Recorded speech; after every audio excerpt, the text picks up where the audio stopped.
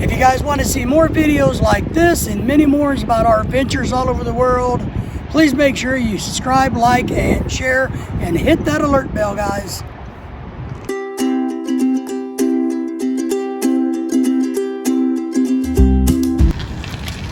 Hey everybody, it's David with Philippine American Couple. Today I'm working on a video about renewing your U.S. passport while you're still in the United States. So you have a couple of options.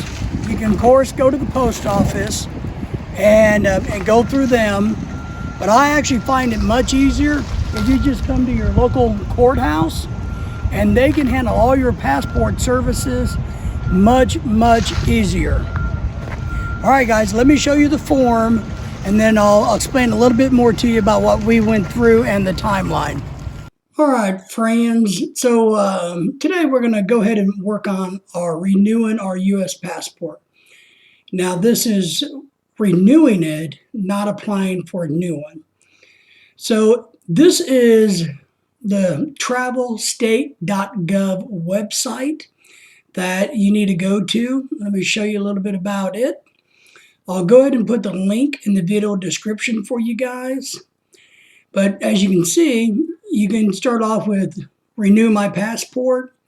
And it basically has a 1, 2, 3, 4, 5 sections that you can go through to kind of familiar yourself with.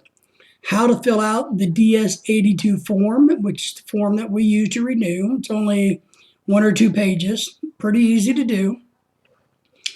How to submit your passports, including a name change if you need to do that, your photo, calculating the fees, how to mail it in, how to track it.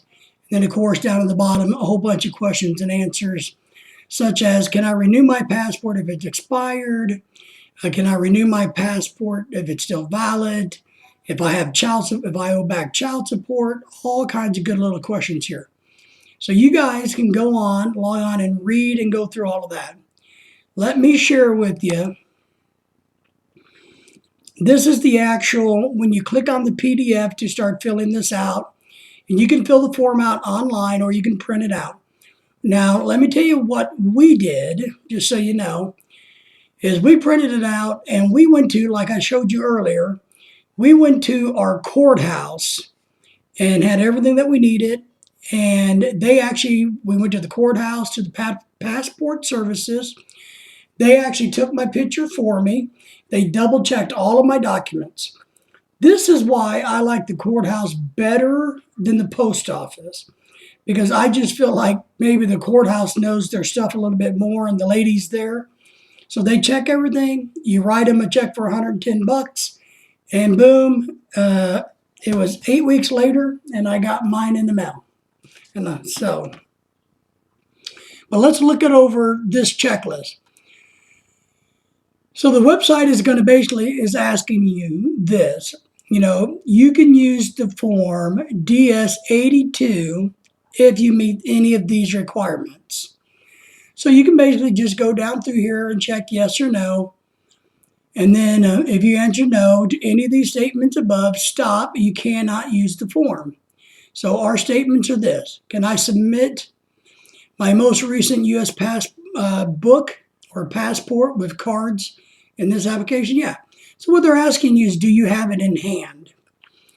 Are you at least 16? Was I issued the most recent passport book or passport card less than 15 years ago? Yes. If your passport is 2 years or newer, you can't renew it. You have to because when I did mine, my passport came in for 10 years. And I had 18 months left before my passport expired. But since we're moving to the Philippines, I wanted to go ahead and renew it now in the U.S. versus trying to renew it at the U.S. consulate in the Philippines. Okay? That's why I did it early. But what we found out was, if you had more than 2 years left on it, they won't renew it. So just go through and answer these questions, read all of this good information, and then it's going to tell you, what do I send with this application for? Once again, this is where I really like the courthouse. They know this so well that she made absolutely sure that we were 100% ready to go. So, do you need to submit your marriage license, photocopies, your current passport? You got to pay them. So, do all of that. Okay. Where do you mail it at? Where do you mail it to? And we did that. And here's the key with mailing it, guys. We made sure that we didn't overnight it, but we express mailed it, and we made sure that we had a good tracking number for it, which allowed us to go on to the U.S. Postal Service website to find out when the passport office actually got it. And it did. And then we actually got a number from the U.S. Passport Office tracking the status of our passport. So that worked really well. That office did a really good job for the government, I got to say. It was pretty painless. And then they sent me emails the whole way through. I got an email once a week, every 2 weeks, saying your passport is still in process, your passport in process. And then I finally got one that says your passport will be here on Monday. And sure enough, it was. So it worked really well. It didn't take us more than 8 weeks to start with. And you can just read all of this, go through it. It's real simple. A lot of it doesn't mean anything. And then you're going to finally get down here to your DS82 passport form. Okay, this is the form you're going to use. And like I said, we just printed it out and we filled it out with very clean and clear writing.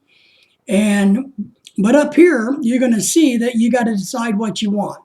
Now, do you just want your U.S. passport book or a U.S. passport card or both? You want an extra large one or do you want the regular size one? So you need to fill that part out.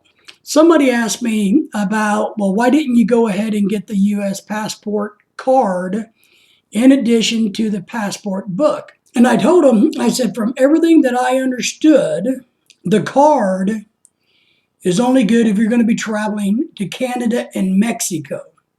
So it's not going to do you any good for international travel. And it says it right here. The U.S. passport card is not valid for international air travel. So, but you can go to Canada and Mexico with it, but nowhere else. So I told Lorelai, I said, there's no reason for us to waste the money to get both. Last name, first name, middle name, date of birth, place of birth, which is on your previous passport, which is on your birth certificate. So you want to kind of make sure everything matches what you told the government last time. Email, social security number, your mailing addresses, state, zip code, any other names that you may have used, your place for your picture. And this is, we were going to go to Walgreens and get this made. And the good news for us was Walgreens, was a mess. So we went ahead and went to the courthouse, and the ladies at the courthouse did it. They charged me, I think, $2 versus $12 at Walgreens. So the courthouse was a lot cheaper because they didn't have a markup on it. It cost us at the courthouse whatever it cost the courthouse. But it was done like that. So it was really, really good. So you just fill this out, put all your information in here. You just go through here. And once you sign everything and get all your documents enclosed, you put it in an envelope and you send it. The National Processing Center in Irvine, Texas is where ours was. Now, we didn't pay to expedite it. You can pay extra money if you need to get in a hurry. We didn't do that, and it still only took 8 weeks, or a little bit less than 8 weeks to get it. So I thought that was actually pretty good. All right, guys, I know I didn't go into every one of these boxes in great detail for you, but you can do that, especially if you've been through this process once before.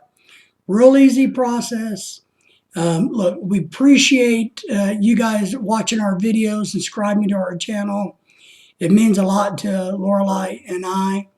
And if you have any questions about this, we are happy to answer them.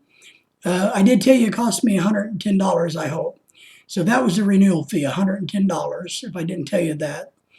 But other than that, guys, it was just real simple. So we will see you guys next time. Make sure you like, subscribe, share, and hit that alert bell for us.